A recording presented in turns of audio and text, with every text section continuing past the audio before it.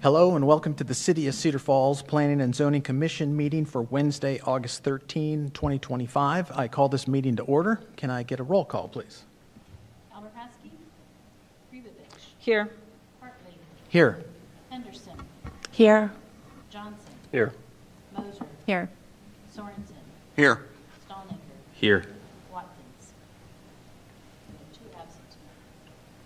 All right, thank you very much. First agenda item tonight is the approval of meeting minutes from last meeting. Looking for a motion. I move to approve. Second. We got a motion and a second. All those in favor say aye. Aye. All those opposed? All right. That will go on the record. This is a time in the meeting for public comment for anything that is not on the agenda tonight.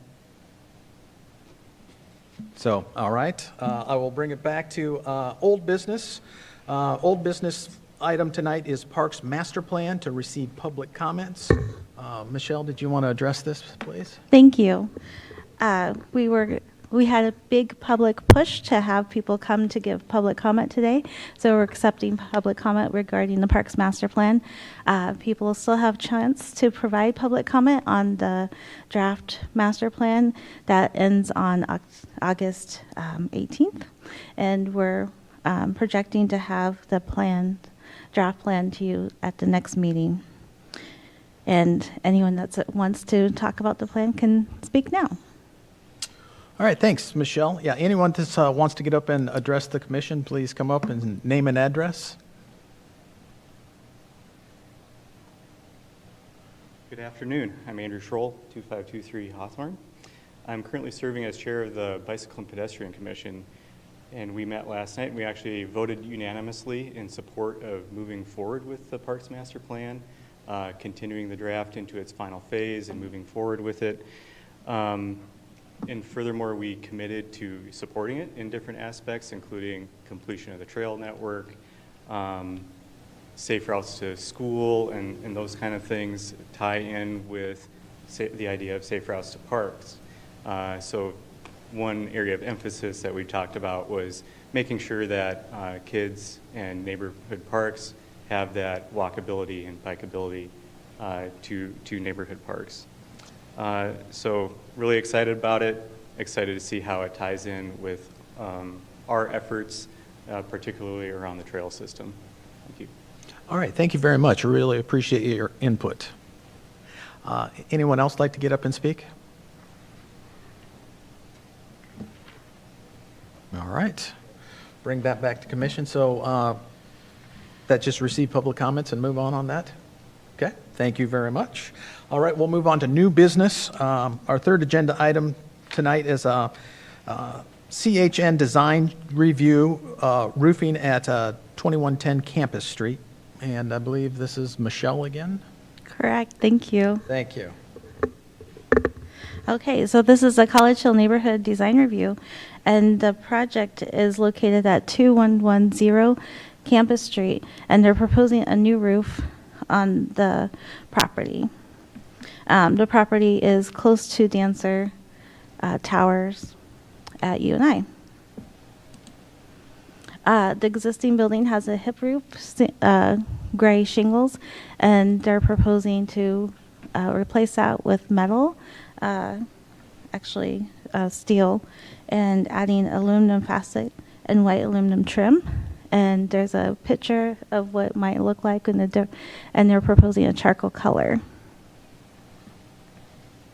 And with that, staff makes recommendation for the design review to install the new seamless steam metal roof. And I'm available for any questions. All right, thank you. Does commission have any questions for staff? Petitioner here tonight like to speak to this item? Okay. Is there anyone from the public tonight that would like to speak to this item? All right, I'll bring it back to commission. It's kind of a move of people going to the steel roof. It seems quite popular. Good alternative, and I don't have a problem with it. I support that. I'd entertain a motion. I'll move to approve. Second. All right, we got a motion and a second. Can I get a roll call vote on that, please? Krivovich, Aye. Hartley, Aye. Henderson. Aye. Johnson. Aye. Mosier. Aye. Sorensen. Aye. Stallnaker. Aye. That motion carries. All right, thank you. Next agenda item tonight is a zoning code text amendment, parking requirements for studio and one-bedroom apartments. And Chris is here tonight. Yes, thank you. So the city received an application requesting a text amendment to the zoning code to change the parking requirement for studio apartments in multi-unit developments from 2 parking spaces per unit to 1 parking space per unit. The current code can cause some mismatches in parking. For example, code currently requires more parking for studios than and one-bedroom apartments, at least on a per-bedroom basis, than most single-family houses. Providing more parking than is necessary represents a real cost that does tend to affect the end user. And demographics currently show a projected increase in one-person households, which will not need the accommodation of 2 parking spaces. The primary advantage, let's see, there we go. The primary advantage to developers and landlords is a lower cost to build these units. Ultimately, a change to the requirement will promote housing affordability, encourage sustainable living, be proportionally fair to users of smaller units and spaces, adapt to demographic and lifestyle changes, and promote efficient land use and support urban density and walkability.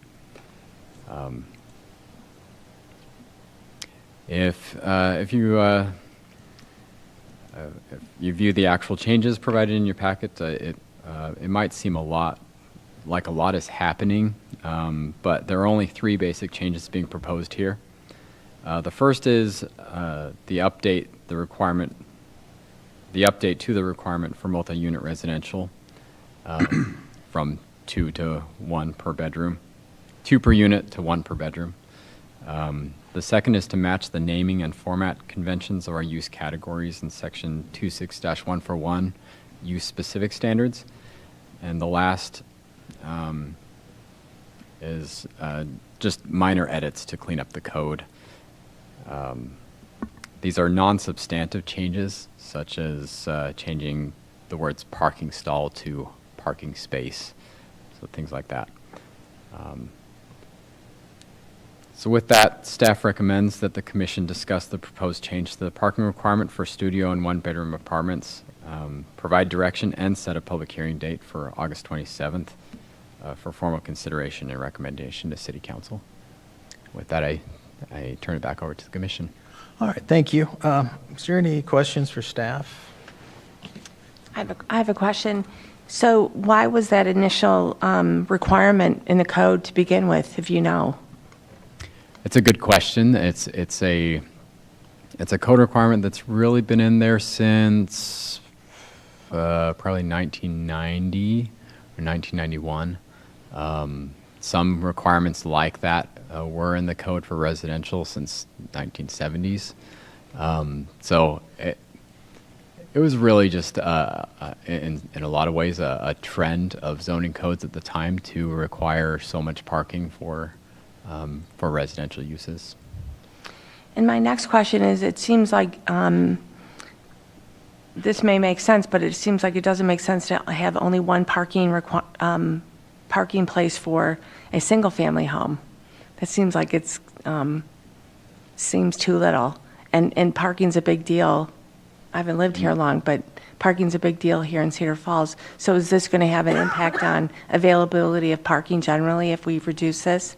So this is only for multi-unit residences. We're not reducing the parking requirement for single family. My point was, I think that only having one parking space for a single standalone home seems like is too little. Correct. Separate from that, will this result in less parking generally in Cedar Falls by reducing this requirement? So this doesn't change it for single-family homes? No, at all? I understand that. So this just changes it for one-bedroom apartments? Yeah. So the apartments with just one bedroom or a studio apartment.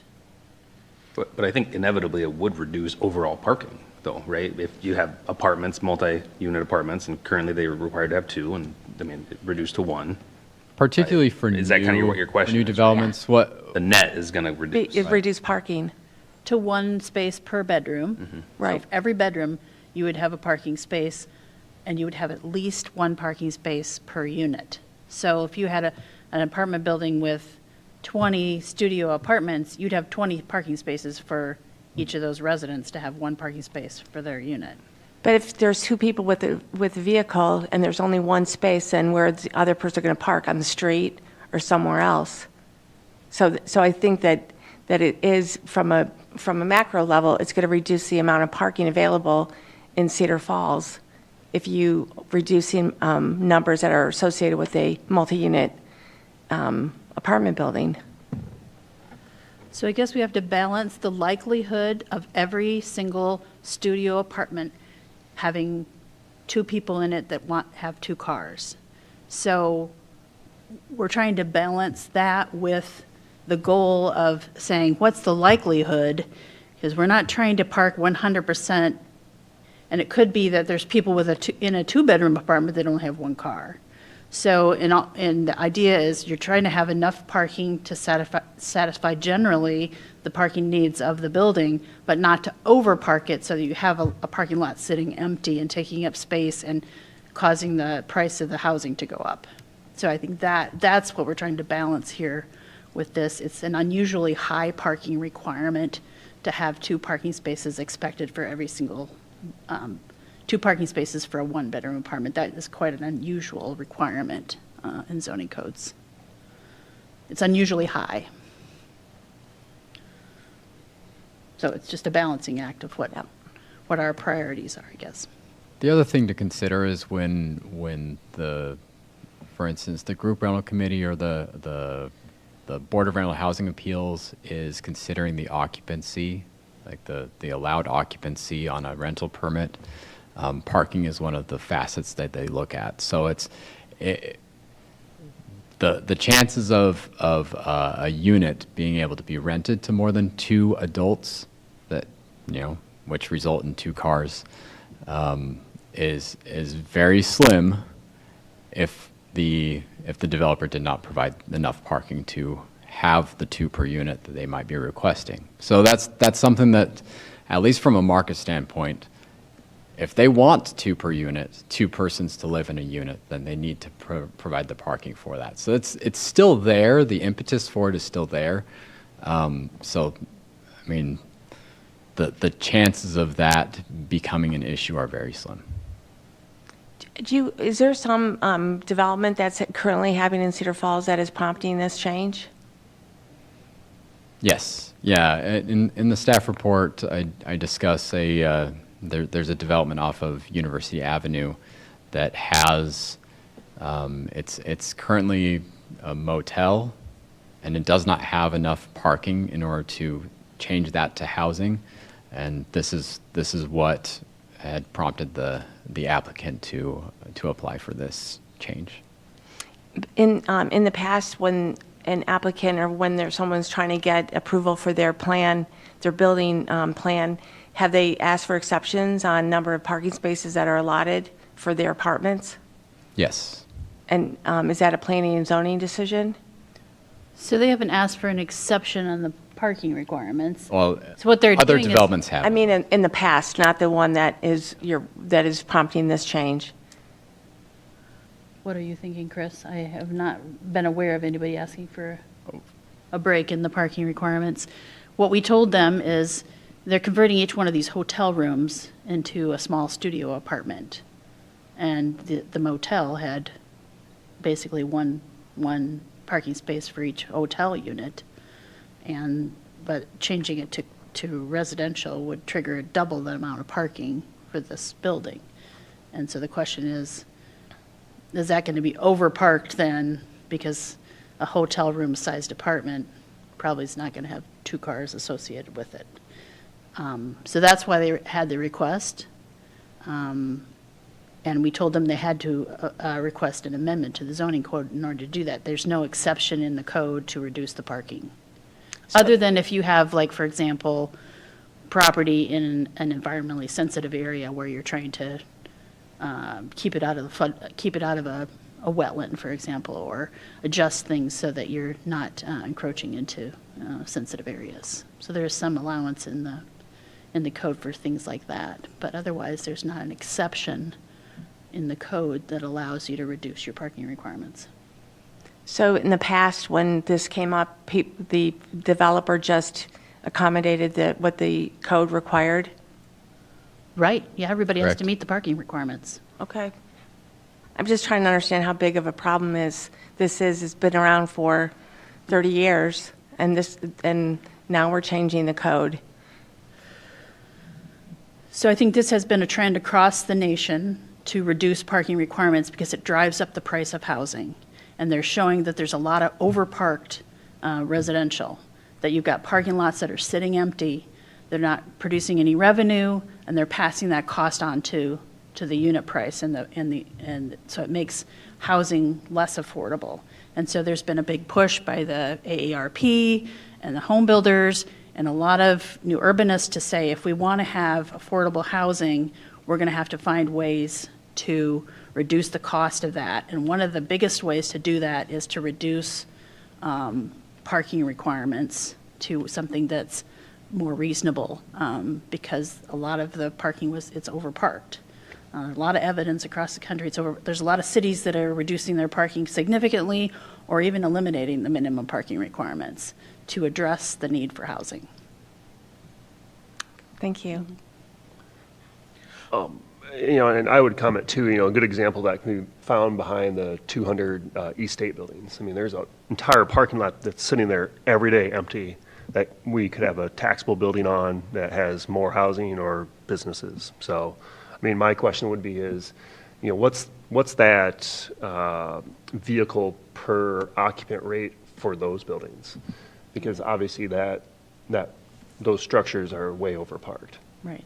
Yeah, and we've had a lot of conversations about the downtown parking, and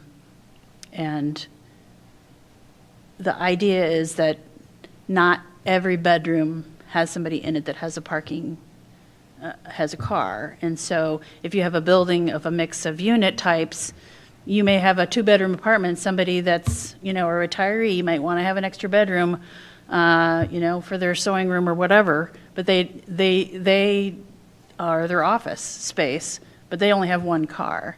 I mean, the building at 300 State Street has all 2-bedroom apartments, but there's a lot of single people that live in those units. They just like having an extra bedroom, but they only have one car. So it might balance out, and then, like you say, Maureen, you said that some 1-bedroom apartments might have a couple living in it that has 2 cars. But does that balance out with another apartment that only has 1 car? And then I think the idea is, why are we requiring more parking for 1-bedroom apartments than we're requiring for a 2-bedroom apartment? We're only requiring 1 parking space per bedroom for a 2-bedroom, but we're requiring 2 parking spaces for a 1-bedroom.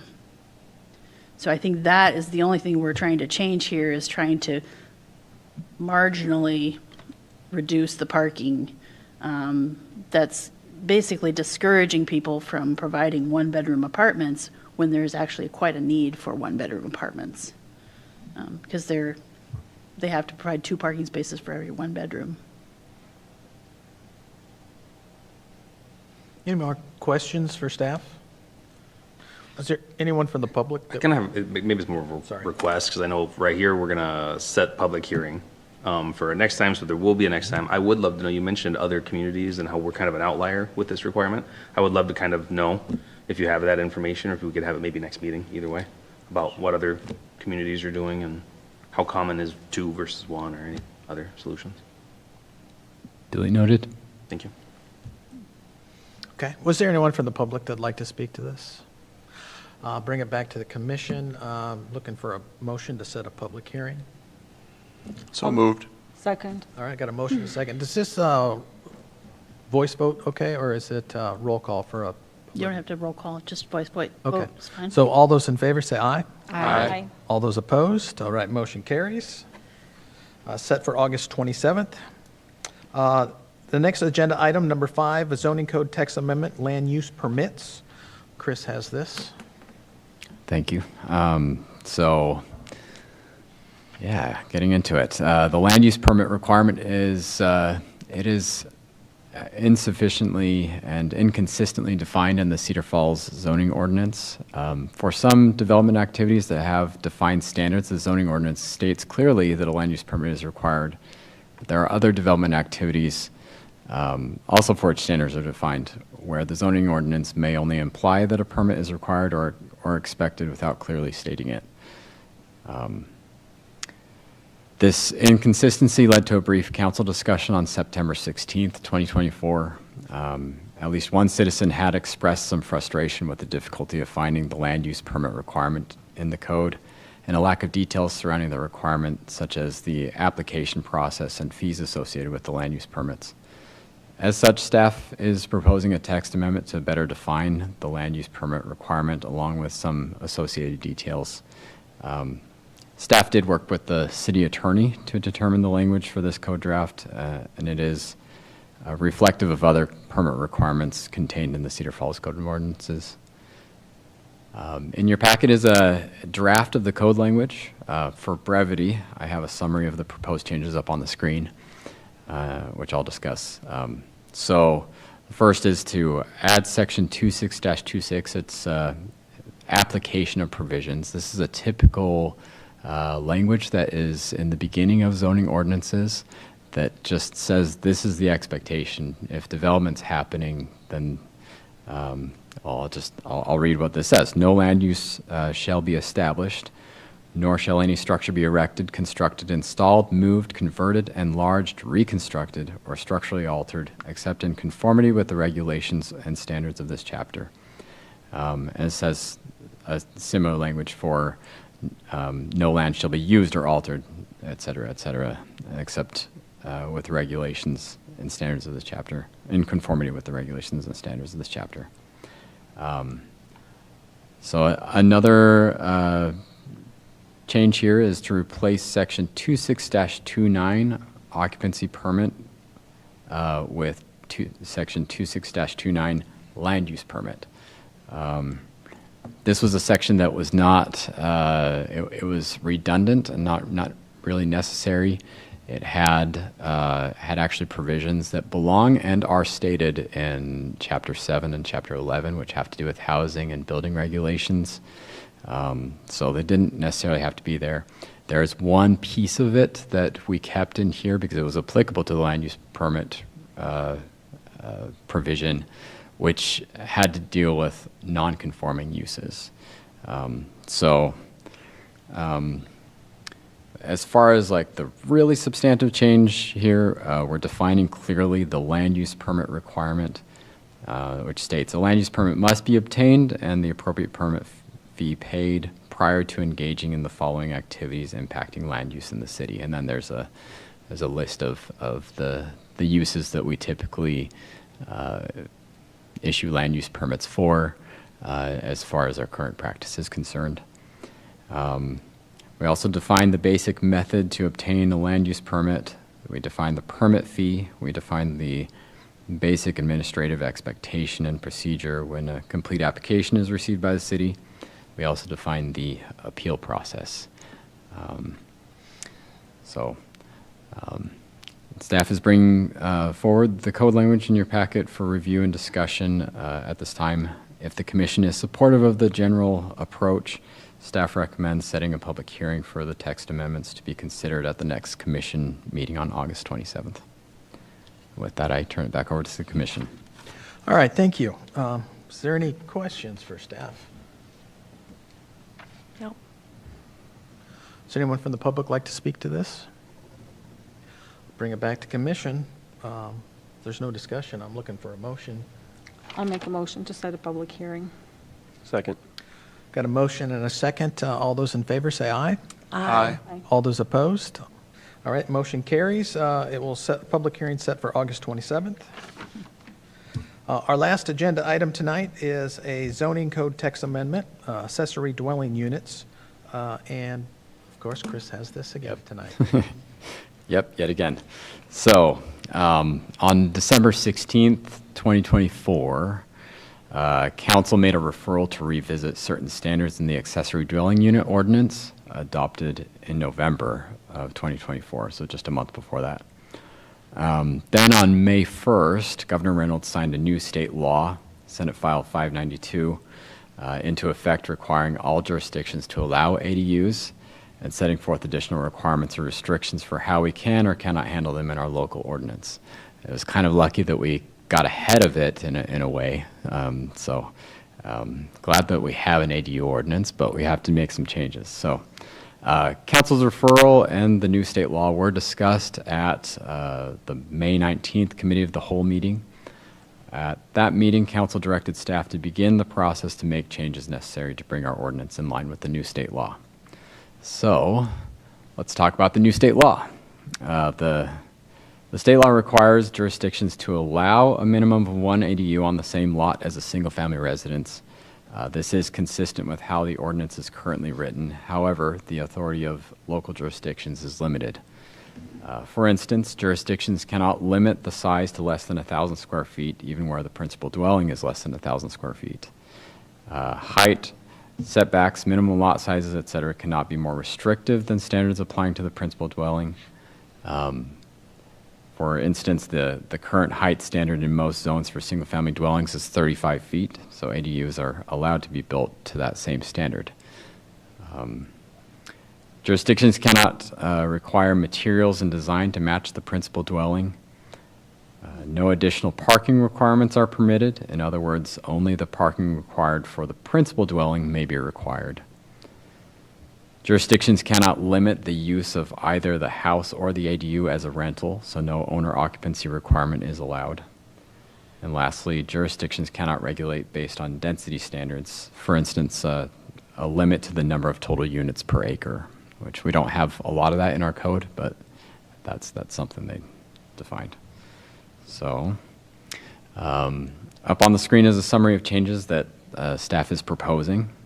So one is to delete the owner occupancy requirement, increase the number of allowed bedrooms to 2, and that's actually a request by council to increase that limit to 2. Clarify the height requirement to be no taller than allowed for the principal structure as per the underlying zoning district. Delete design and material standards.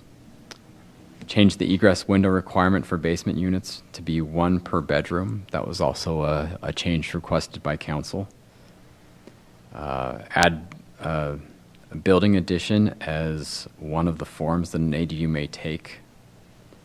Update utility access language to match the state ordinance.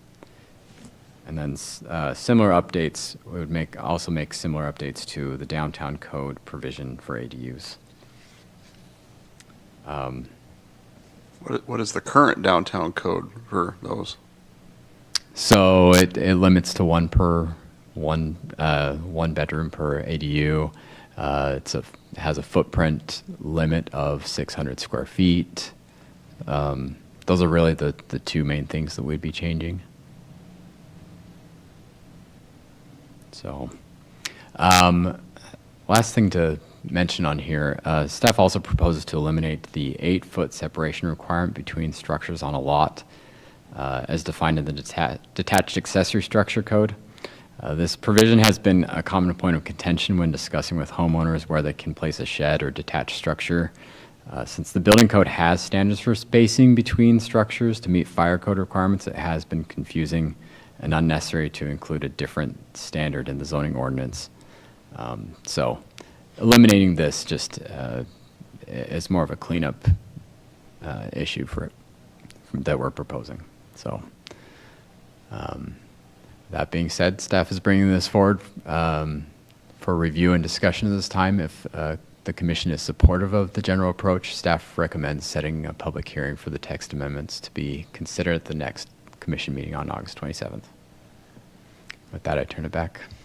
Oh, okay, thank you. I have a question on the mobile home on a foundation? Yes. You can put a mobile home in your backyard on a foundation. Correct.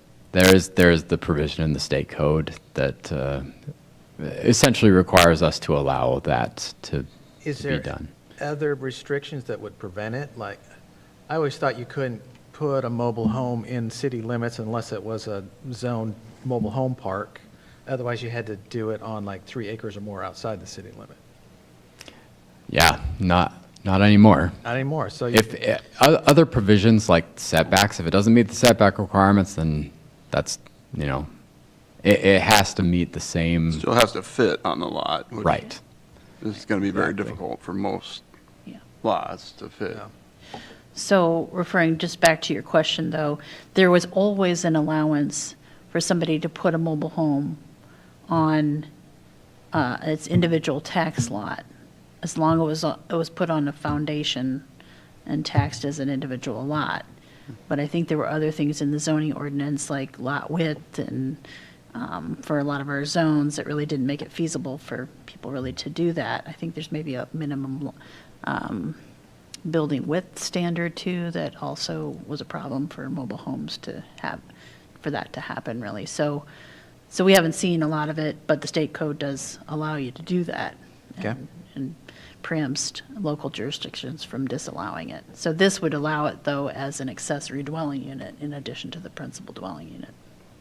as long as you could fit it on the lot that you're proposing. Okay.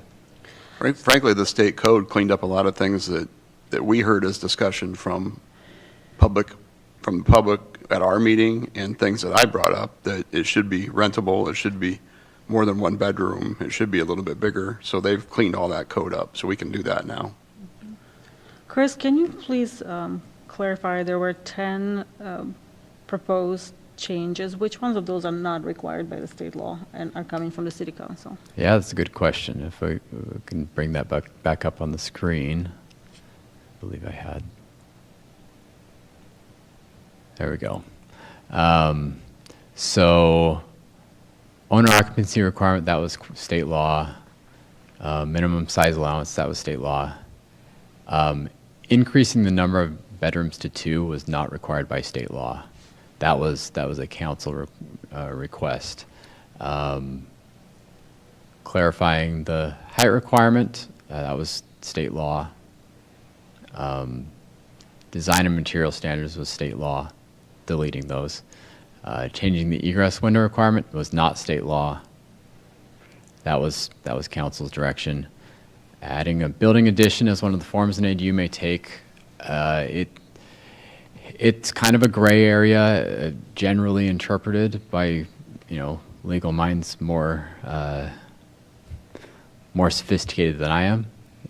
We're saying that was a state law requirement.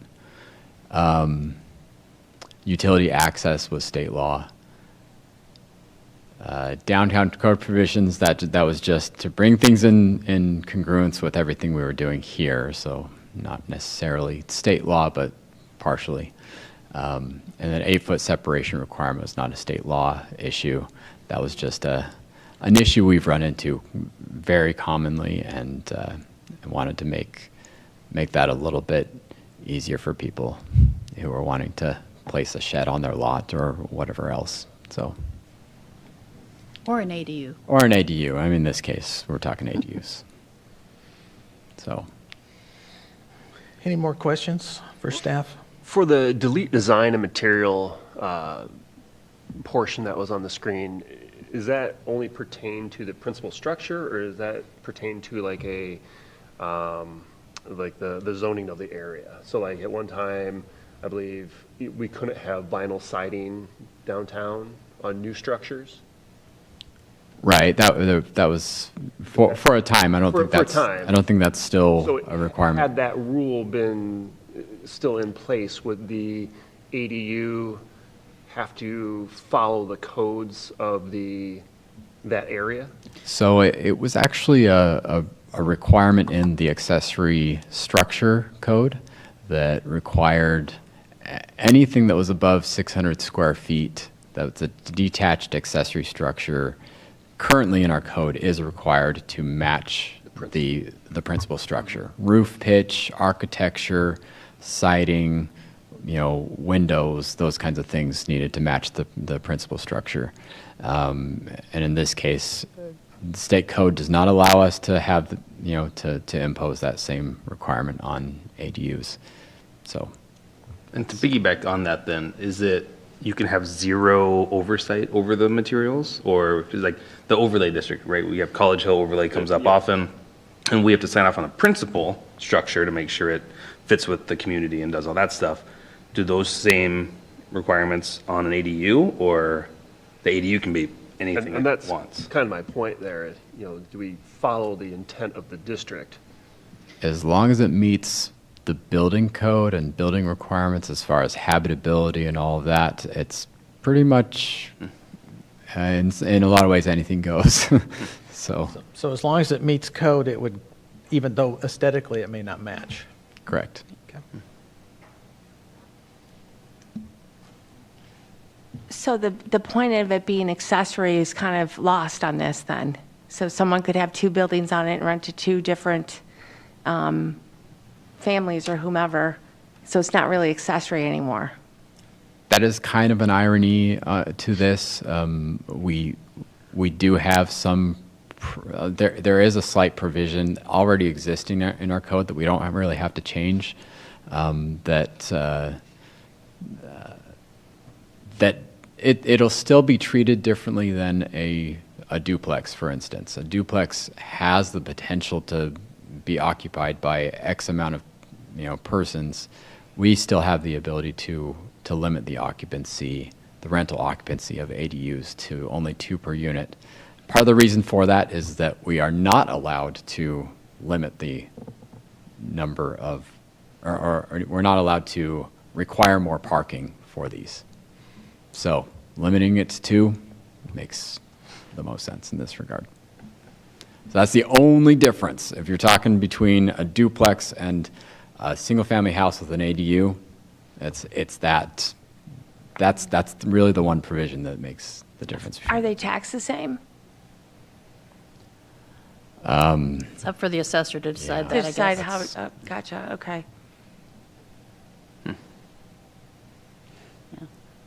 So I think there has been some, discussion also about both the units could be, short-term rentals, for example, like an Airbnb could be. So we'll see how it goes, Maybe it will be an issue, but maybe it won't be an issue.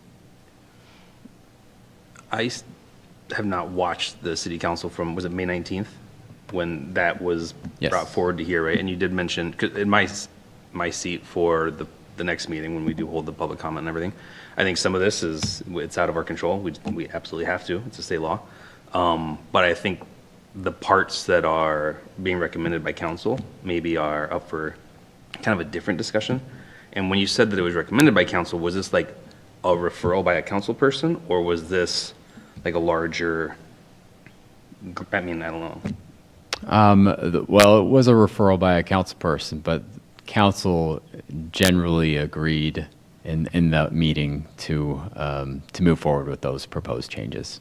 So, yeah. So a majority council, I don't Majority remember what council, the yes. number of, Okay. so to refer it back to the Planning and Zoning Commission to consider that change. So it is up for you to discuss it, like you said, you could decide, is it appropriate to allow 2 bedrooms, or should we stick with 1?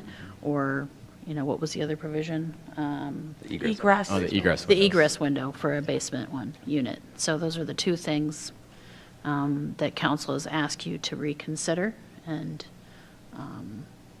allowing 2 bedrooms and just 1 egress per bedroom. So I think the increasing number of bedrooms is a factor in how this is being accessory, or it's a whole separate standalone building. And I am not going to be here for the next meeting, but I don't like the fact of going to 2 bedrooms. I think that increases the likelihood, again, that it goes from an accessory dwelling to it's a standalone piece of property that all the safeguards that we had in it regarding the having owner occupancy, et cetera, is the state, the only one that really can we have control over is the number of bedrooms. So my 2 cents. Any more questions for staff? Is there anyone from the public that'd like to speak to this? I'll bring it back to commission. Looking for entertain a motion. So moved. Second. Got a motion and a second to set the public hearing for August 27th. Can all those in favor say aye? Aye. All those opposed? Motion carries. That's all the agenda items tonight. Is there any commission updates tonight? I don't have anything for you. tonight. All right, thank you. I would entertain a motion to adjourn. So moved. Second. I got a motion and a second. All those in favor say aye. Aye. Those opposed? All right, we are adjourned. Everyone have a great evening. Thank you.